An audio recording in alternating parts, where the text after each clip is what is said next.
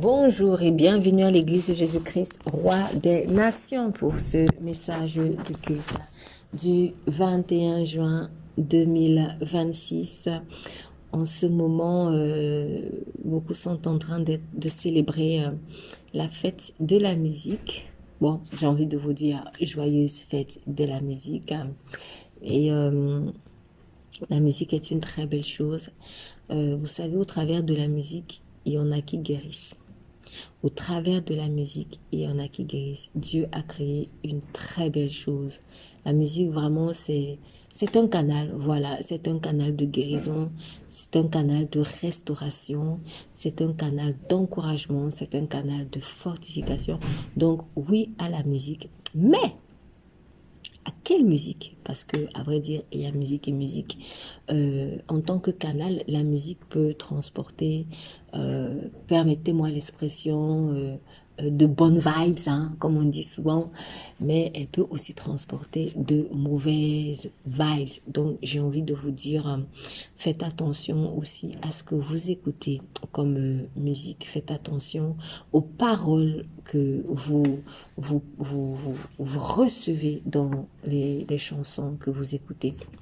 Parce que la parole est une puissance. Elle a une puissance de mort comme elle a une puissance de vie. La mort et la vie sont au pouvoir de la langue. Donc, si, par exemple, je suis en train de chanter, ouais, je voudrais me suicider, peu importe les instruments, les bons instruments de musique qu'il y a derrière, mais si vous déclarez, j'ai envie de me suicider, j'aime la mort, eh bien, ne soyez pas étonnés que peu après, il vous arrive des choses bizarres, des choses étranges et que effectivement vous ayez envie de vous suicider ou que vous tombiez même malade, parce que dans certaines paroles de certaines chansons, il y a la maladie qui se cache derrière. Ce sont des mystères spirituels comme ça que beaucoup de personnes ignorent et qui pourtant sont vrais et affectent la vie des uns et des autres. Alors, après cette brève exhortation introductive, nous allons aujourd'hui parler effectivement de maladie. Voilà, nous allons parler de maladie. Donc, la maladie, ça ne vient pas de Dieu. Je dirais ça déjà de prime abord. La maladie ne vient pas de Dieu. Dans maladie, vous avez mal. Dans maladie, vous avez mal. La maladie, c'est du mal. La maladie, ce n'est pas du bien. La maladie, c'est du mal. La maladie est une mauvaise chose. La maladie vient de ténèbres. Et d'ailleurs, la maladie est entrée dans l'humanité à cause du péché. C'est depuis que Adam et Ève ont péché que la maladie, permettez-moi de séparer un peu le mot comme ça, mais la maladie est entrée dans l'humanité. Sinon, la maladie ne vient pas de Dieu. Toute maladie manifeste un dysfonctionnement de notre corps, parce que notre corps a été bien créé par Dieu dans un certain ordre. Toutes les cellules sont censées fonctionner de la bonne manière. La tête est à sa place, les bras sont à leur place, les poumons sont à leur place, les orteils sont à leur place, le sang est à sa place, l'oxygène circule comme il doit circuler. Bref, Dieu a créé le corps humain d'une façon tellement merveilleuse.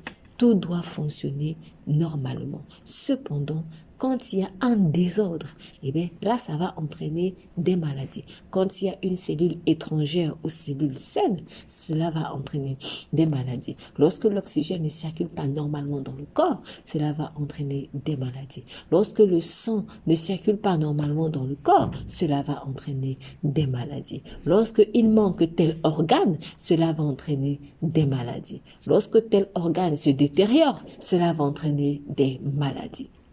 Donc, tout ce qui est, à vrai dire, maladie, infirmité, en fait, ça ne vient pas de Dieu. Donc, j'aimerais vraiment éclairer une personne qui est peut-être convaincue, parce qu'on l'entend si souvent dire, hein, ah oui, ben, si Dieu était amour, pourquoi il a créé que telle personne naisse infirme? C'est pas Dieu qui a créé une personne infirme.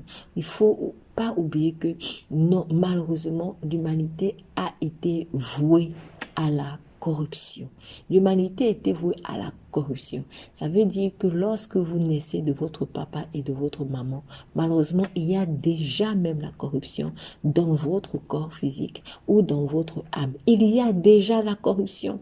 La preuve, c'est que lorsque le Seigneur Jésus reviendra, il est dit, pour ceux qui partiront avec lui, ils auront un corps glorifié. Donc, même pour vous qui semblez être en tout cas en bonne santé, sachez que votre corps ne fonctionne même pas encore de façon optimale, parce que ce n'est pas encore le corps glorifié de Jésus-Christ. Mais si vous donnez votre vie à Jésus-Christ, si vous êtes enlevé avec lui dans les airs, si vous êtes sauvé, alors vous verrez le corps glorifié que Dieu vous donnera. Donc, vous n'avez même pas encore... En fait, c'est-à-dire que le corps que nous avons, ce n'est qu'une ombre du corps glorifié que nous sommes appelés à avoir demain. Donc, lorsque le Seigneur reviendra. En tout cas, Dieu a créé ce corps-ci parce que c'est son temple. Donc, mon corps est le temple de l'Esprit de Dieu. Ton corps, mon cher ami, est le temple de l'Esprit de Dieu. Et en tant que tel, il en prend soin et il veut que tu en prennes aussi soin. Et en tant que tel, il veut que tu sois en bonne santé. Qui accepterait de vivre dans une maison remplie de moisissures? Personne.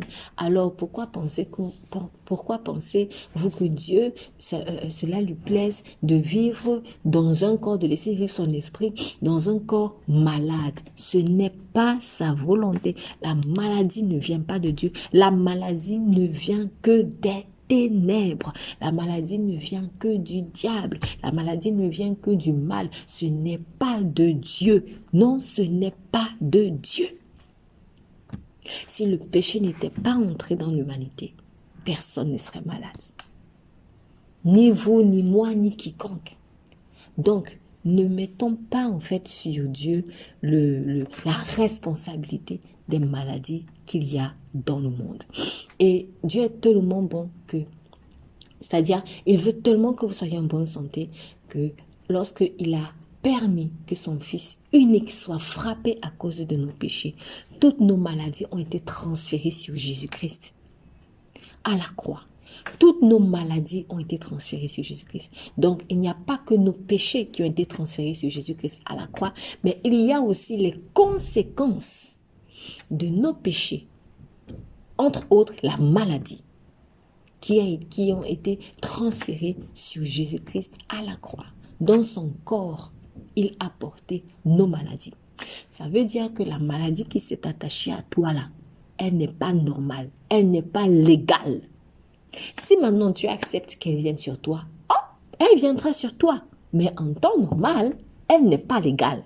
C'est-à-dire que au nom puissant de Jésus-Christ, tu as le pouvoir, tu as le droit et le pouvoir de la chasser, de la rejeter sur la croix de Golgotha.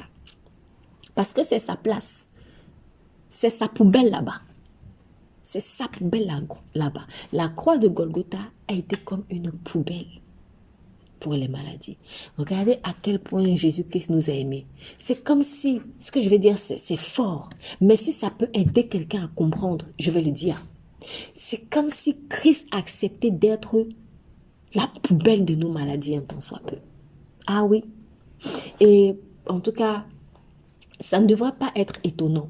Parce qu'aujourd'hui, on voit beaucoup de personnes, malheureusement, surtout dans le milieu culte en fait, qui utilisent d'autres personnes comme leur bouc émissaire.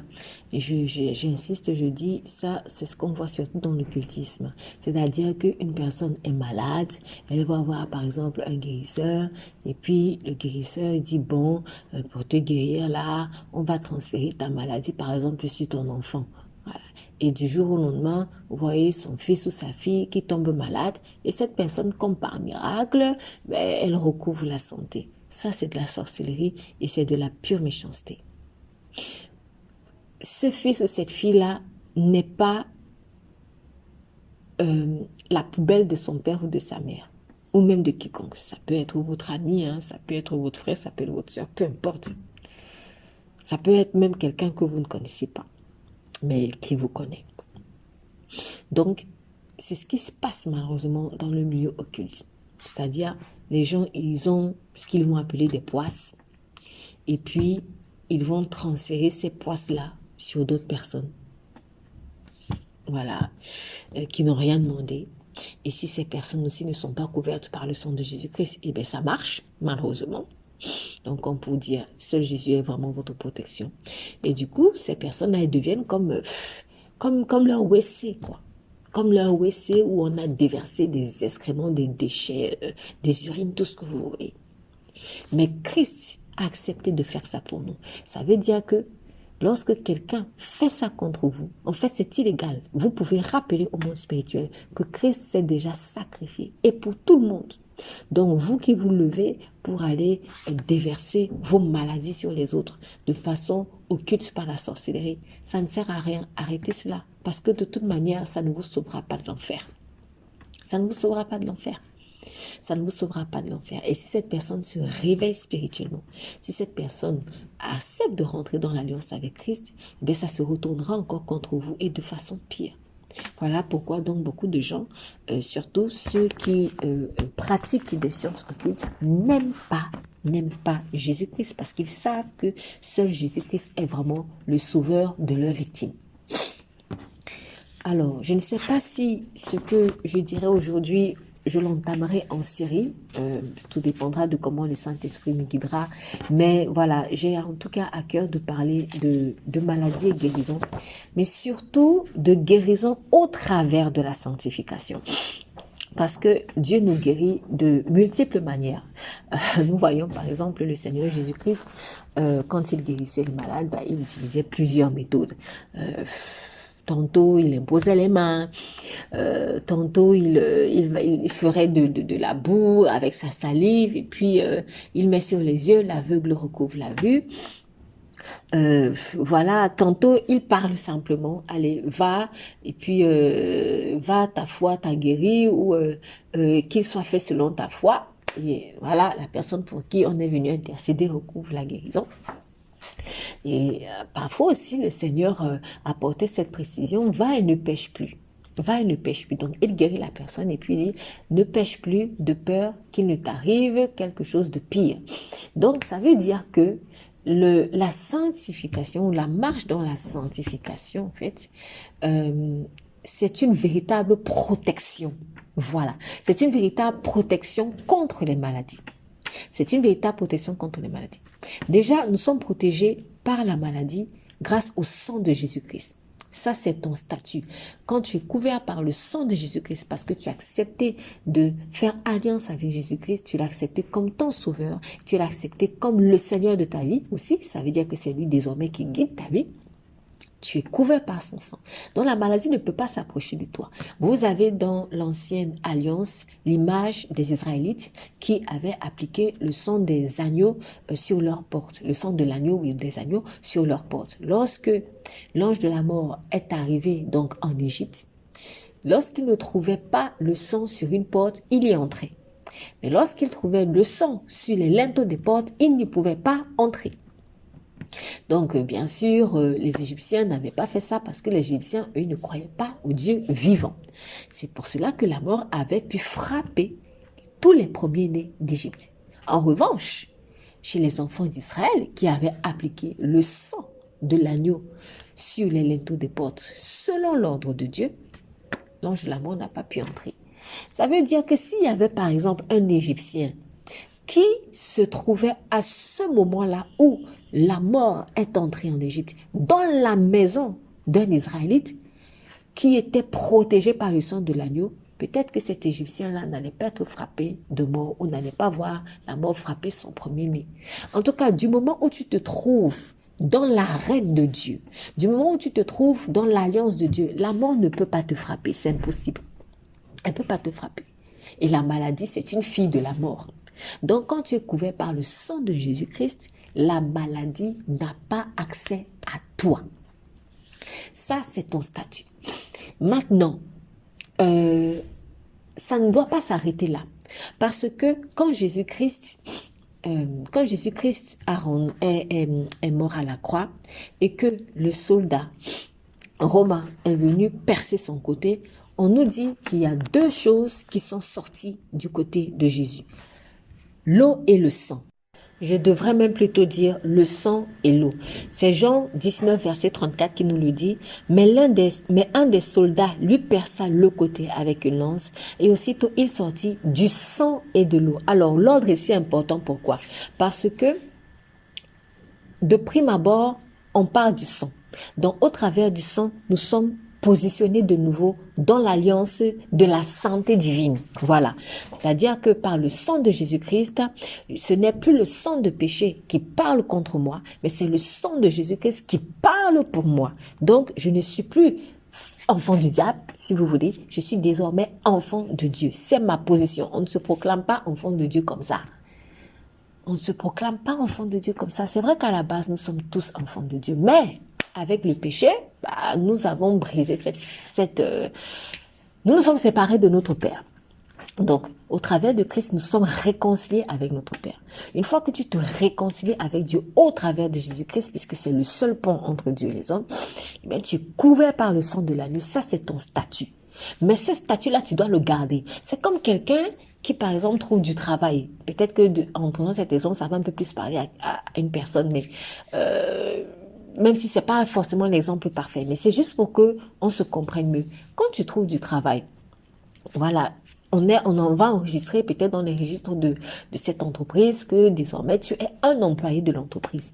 Mais il ne suffit pas de dire ouais c'est bon, j'ai la carte employé de l'entreprise telle. Il faut maintenant que tu travailles bien pour garder ton poste. Si tu ne gardes pas ton poste, tu t'exposes au licenciement.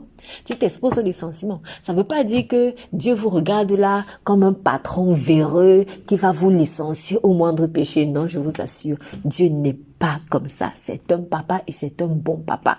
Dieu ne sera jamais infidèle à toi. C'est toi qui peut choisir d'être infidèle à Dieu. Et comme Dieu ne force pas, parce que l'amour en soi ne force pas, l'amour c'est une question de volonté, à ce moment-là en fait, si tu choisis de te détacher de Dieu, là tu choisis de te détacher de la grâce de Dieu et donc tu choisis de te détacher de la protection contre la maladie. Et c'est là où intervient l'eau. Donc l'eau est là pour te permettre de protéger ta santé divine. Le sang te positionne en tant que fils de Dieu qui marche dans la santé divine, donc la maladie ne peut pas te râper, elle n'a pas le droit de te râper. Mais l'eau te protège en fait dans cette dynamique-là. En fait, l'eau protège ton statut. Le sang te donne le statut de fils de Dieu qui marche dans la santé divine et l'eau te protège en fait, dans ce statut-là de fils de Dieu qui marche dans la santé divine. Ça veut dire qu'avec l'eau, tu gardes la santé divine. Avec le sang de Christ, tu acquiers la santé divine. Et avec l'eau, tu gardes la santé divine. C'est pour cela qu'il est aussi écrit « Travaillez à votre salut ». Tu es sauvé, oui, mais c'est pas comme si maintenant tu dois rester à la plage là et siroter je ne sais pas quoi. Tu dois travailler à ton salut. Et tu travailles à ton salut comment? En marchant dans la sanctification. Donc, quand je parle de guérison par la sanctification, en fait, il s'agit ici de garder le statut de fils de Dieu qui marche dans la santé divine que tu as acquis en donnant ta vie à Christ. Je ne sais pas quand, il y a peut-être 20 ans, 10 ans, 1 an, voire un jour.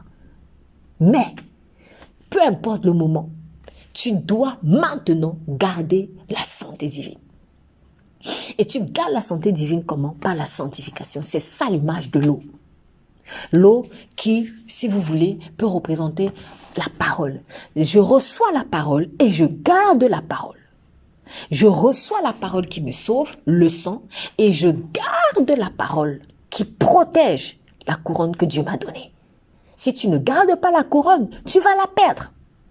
Tu vas la perdre. Tu seras comme une vierge folle. Les vierges folles, c'était des vierges. Ça veut dire que Dieu avait effacé, en fait, leur casier judiciaire qui était sale. Elles sont devenues vierges. Parce qu'à la base, personne n'est vierge devant Dieu. Nous avons tous péché. Tous ont été privés de la gloire de Dieu. Il est écrit, tous, même Marie qui a porté Jésus, elle était aussi privée de la gloire de Dieu. Tout le monde était privé de la gloire de Dieu. Mais maintenant, par le sang de Jésus-Christ, notre casier judiciaire devant Dieu a été effacé. Maintenant qu'il est effacé, mais il faut quand même garder cette propreté. Il faut garder cette virginité spirituelle. Et c'est ce que beaucoup ne font pas. C'est-à-dire, ils se disent que c'est bon, j'ai le statut de vierge, je vais rester comme ça. Mon cher ami, si tu ne gardes pas l'huile, si tu ne gardes pas l'huile, comme malheureusement on l'avait fait, les vierges folles, tu risques de ne pas entrer dans la chambre, dans la salle des noces. Tu risques de ne pas entrer dans la salle des noces. Et la maladie, elle va te frapper. La maladie va te frapper. La maladie va te frapper. Donc, je vais encore prendre un autre exemple, parce que là, j'ai pris l'exemple d'un contrat peut-être de travail, mais je vais prendre l'exemple du mariage. Une fois que tu te maries, tu as le statut d'homme marié ou de femme mariée. Mais il faut que tu entretiennes ça. Tu vas pas commencer à te comporter n'importe comment, au nom de ce que c'est bon, de toute manière, il y a déjà l'acte de mariage. Ça, c'est le statut. Mais il faut maintenant garder le statut. Et tu gardes le statut par des habitudes. Tu gardes le statut en prenant soin de ton foyer, par exemple, en prenant soin de toi-même, en prenant soin de ton mari. Voilà. En tout cas, ton bon comportement fera en sorte que tu gardes ton mariage. Donc, il ne suffit pas juste de dire, c'est bon, je suis madame un tel, c'est bon, je ne suis plus célibataire, maintenant j'ai une femme. Ça, c'est le statut. Ça, c'est le sang. Et maintenant, il faut que tu gardes cette bénédiction par l'eau. C'est pour cela que lorsque le soldat a percé le côté de Jésus, il sortit du sang, le statut, et de l'eau qui permettra au corps de Christ de garder l'héritage que Christ a acquis pour son corps.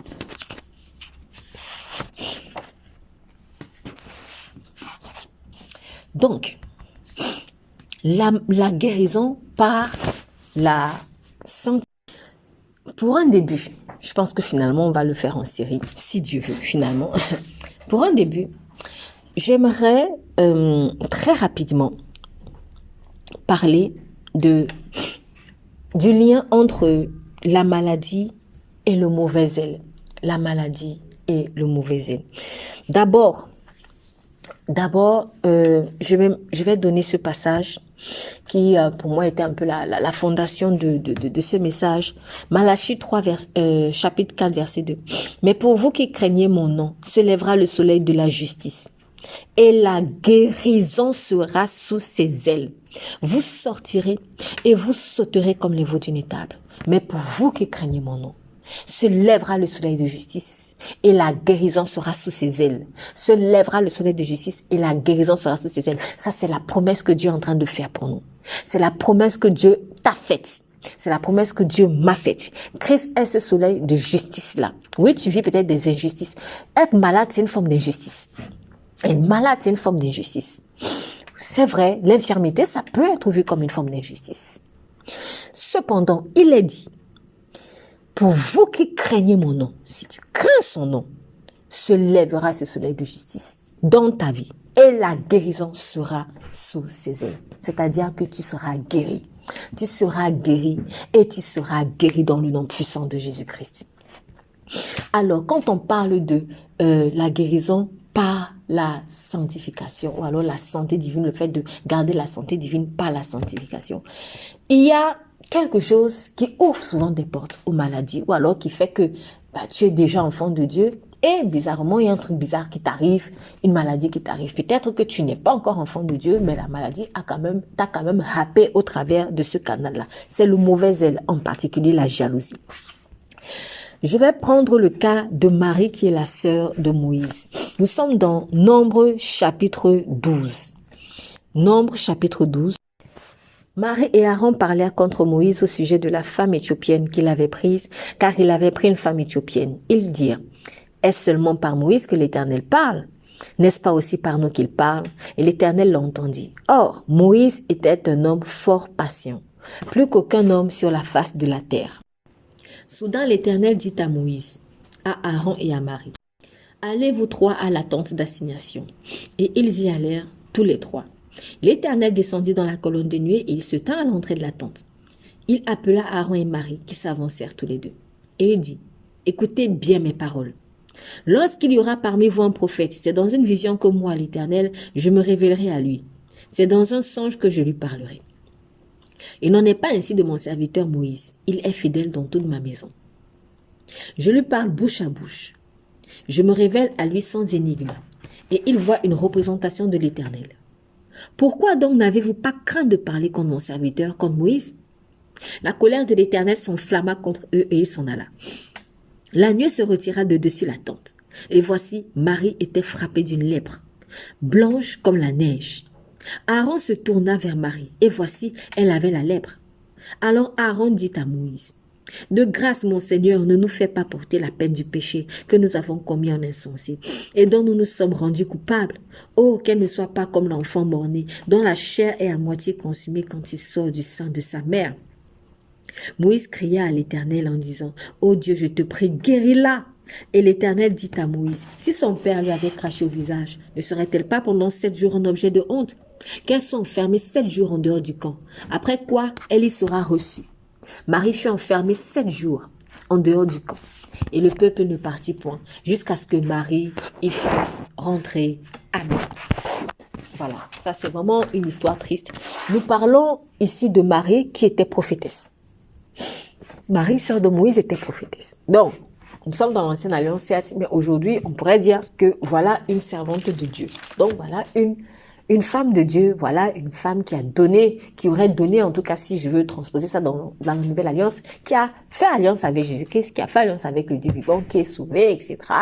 et qui sert déjà même Dieu. Cependant, il y a une porte qui était ouverte, la jalousie. La jalousie, parce que, à vrai dire, c'était la jalousie qui avait animé Marie. Il y a certaines personnes, quand elles, je sais pas, bon, j'ai pas envie de dire que je sais pas pourquoi, parce que finalement, c'est l'orgueil. C'est l'orgueil.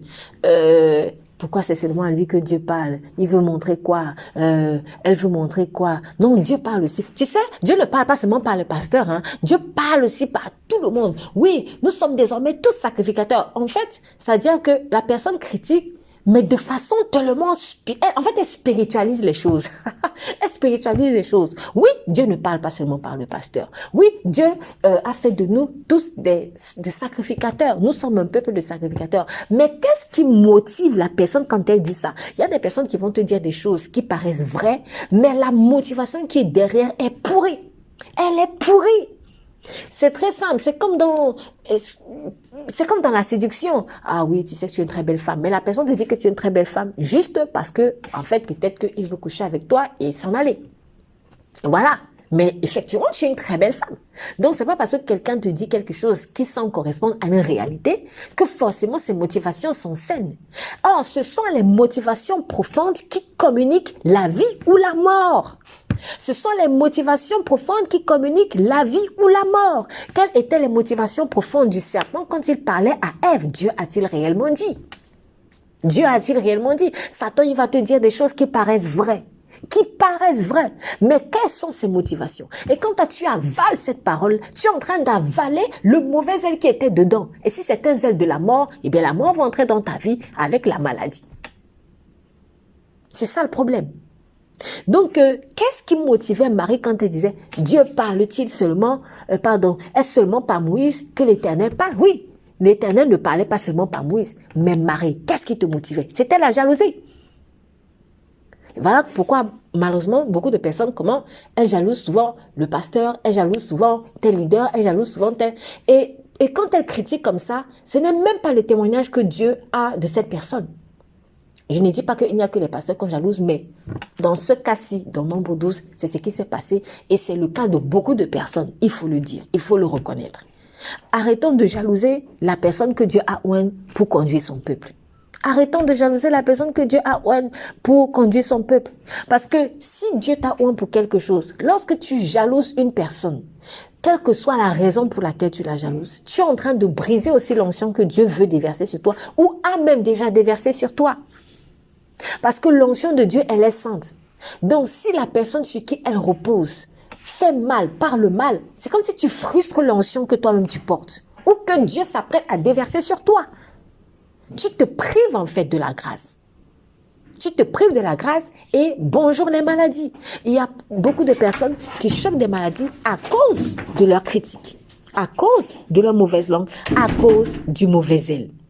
Le témoignage que Dieu lui donnait à Moïse, c'était plutôt homme fort patient, plus qu'aucun homme sur la face de la terre.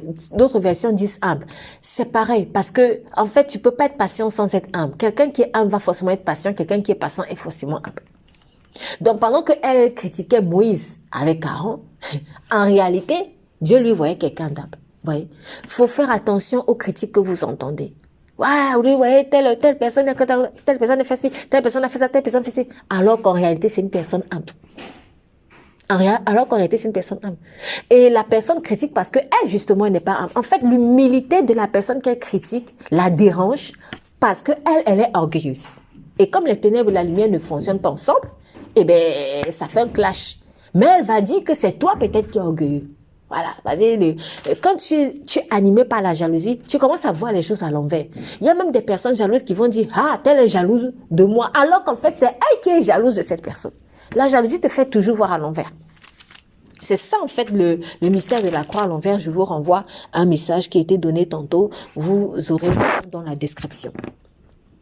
Et l'autre témoignage que Dieu donnait à Moïse, verset 7, « Il n'en est pas ainsi de mon serviteur Moïse, il est fidèle dans toute ma maison. » Donc, elle critiquait quelqu'un de fort patient ou d'humble et quelqu'un qui était fidèle à Dieu. Vous voyez?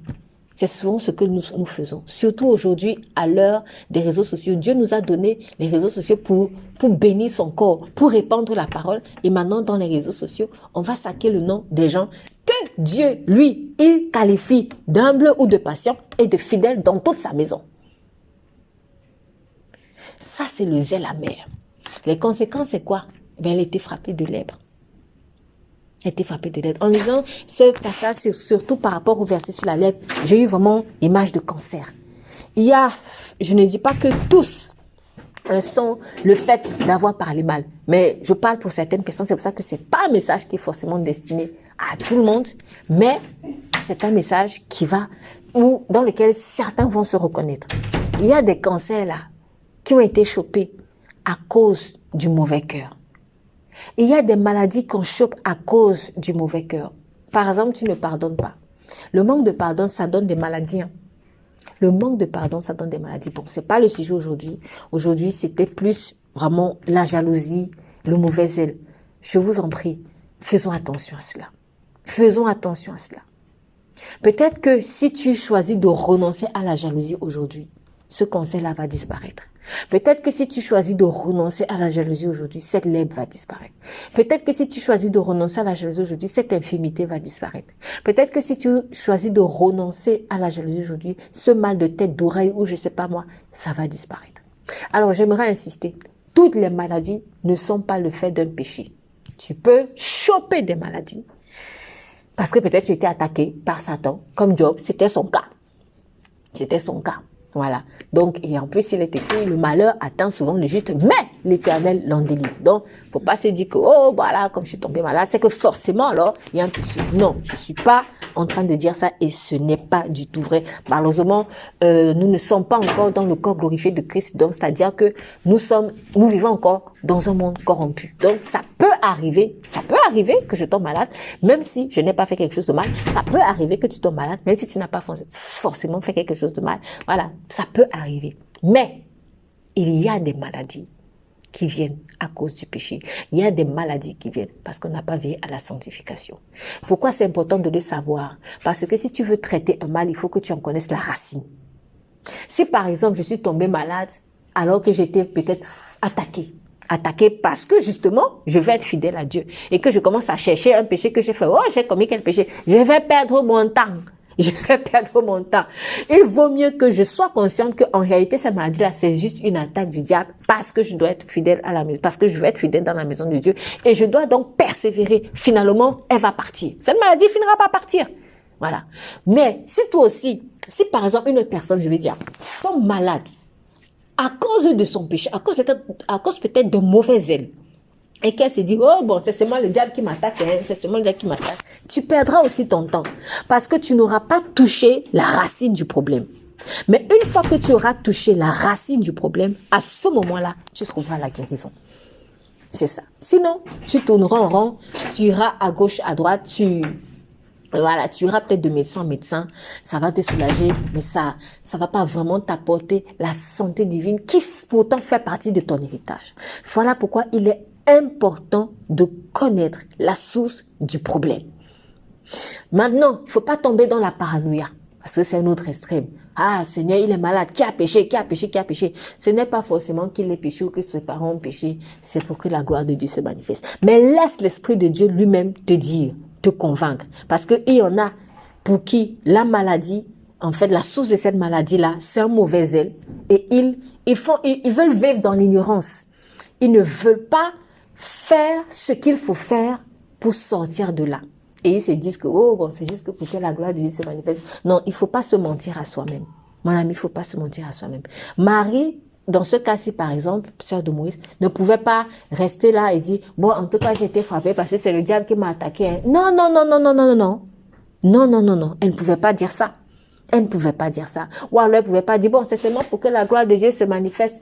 Elle ne pouvait pas dire ça. Elle devait se repentir, reconnaître, Seigneur, j'ai péché. J'ai parlé mal contre ton serviteur, j'ai parlé mal contre telle personne, j'ai parlé mal, j'ai été jalouse, j'ai envié. Voilà, donc je te demande pardon. Je te demande pardon. Et là, la guérison vient. Donc, la repentance par rapport au mauvais zèle, par rapport à la jalousie, par rapport à la rébellion, ça va apporter la guérison. À toi qui es tombé malade à cause de cela, ça va apporter la guérison. J'insiste et je réinsiste encore parce que certaines personnes peuvent ne pas toujours comprendre. Je ne suis pas en train de dire que c'est le cas de tout le monde. Ce n'est pas le cas de tout le monde. C'est pour cela que peut-être qu'il faudrait effectivement que nous fassions nos messages en série. Voilà, parce qu'il y a des cas et des cas. Voilà pourquoi nous devons marcher par l'Esprit de Dieu. On ne doit pas marcher comme des robots. Il faut marcher par l'Esprit de Dieu qui va te dire, bon, dans ce cas-ci, voici la source de la maladie. Dans ce cas-là, voilà la source de la maladie. Dans ce cas-ci, c'est comme ci. Dans ce cas-là, c'est comme cela. Voyez? Donc, marchons par l'Esprit de Dieu qui nous permettra de discerner quelles sont les racines des problèmes. Et les racines des problèmes, selon les personnes, peuvent être différentes. Donc, on ne va pas appliquer ton témoignage à une telle personne et ne permet pas que le témoignage de telle personne s'applique forcément à toi. Peut-être que oui, vos témoignages peuvent se ressembler, mais peut-être aussi, vos témoignages ne se ressemblent pas. Mais toi, quelle est la source peut-être de la maladie que tu as? Si c'est un mauvais zèle, repens-toi seulement et tu verras, ça partira seul. Peut-être même que sans qu'on ait besoin de t'imposer les mains. Après, on devra aussi t'imposer les mains. Tout dépendra de la stratégie que le Saint-Esprit va te donner. D'accord? Mais voilà. Et la foi que Dieu est un Dieu bon et que si tu as péché en critiquant, en maudissant, tu as péché en parlant mal, en tout cas avec la mauvaise langue, et que la maladie est entrée à cause de cela, Dieu peut te guérir parce que il t'aime, puisqu'il a dit que les rebelles même entreront dans la maison du Seigneur. En fait, quand il parle de rebelles, c'est-à-dire que il va te sauver, toi qui étais rebelle, il va changer ton cœur et tu vas pouvoir le servir de la bonne manière. En tout cas, ta langue sera désormais au service de l'Éternel. Peut-être même les personnes que tu as critiquées hier, demain, tu les serviras. Demain, vous serez vraiment de bons partenaires de destinée. Nous prions, Père, au nom puissant de Jésus-Christ. Je te remercie pour ta parole. Je prie pour une personne, Seigneur, qui a donné accès à la maladie en critiquant Moïse, en critiquant une personne, Seigneur. Une personne en plus que toi tu as jugé patiente ou fidèle dans ta maison. Seigneur, accorde-nous la grâce de veiller aux ailes qui nous animent lorsque nous parlons ou même lorsque nous disons des choses qui paraissent vraies, lorsque nous croyons exhorter, lorsque nous croyons conseiller ou même lorsque nous croyons prêcher. Seigneur, je t'en supplie, accorde-nous la grâce vraiment de veiller à l'esprit qui nous anime. Lorsque la jalousie a pointé à l'horizon, je t'en supplie, aide-nous à ouvrir les yeux, à le reconnaître et à y renoncer, Seigneur, afin que la lèpre, Seigneur, ne nous frappe pas. Oui, éternel Dieu, parce que par le sang de Jésus-Christ, nous sommes protégés, mais nous voulons aussi, par l'eau de ta parole, l'eau de la sanctification, protéger, Seigneur, cette santé-là, la garder, Seigneur, parce que c'est une chose précieuse. Oui, je veux garder la santé divine en marchant dans la sanctification. Merci, Saint-Esprit. Merci vraiment pour l'eau de ta parole. Merci pour l'eau qui purifie notre système de pensée, qui purifie, Seigneur, pour le sang qui purifie notre conscience et l'eau qui nous permet de garder cette conscience purifiée. Que toute la gloire te soit rendue, Seigneur, Dieu de la guérison. Au nom de Jésus-Christ, nous prions. Amen. Vous êtes bénis.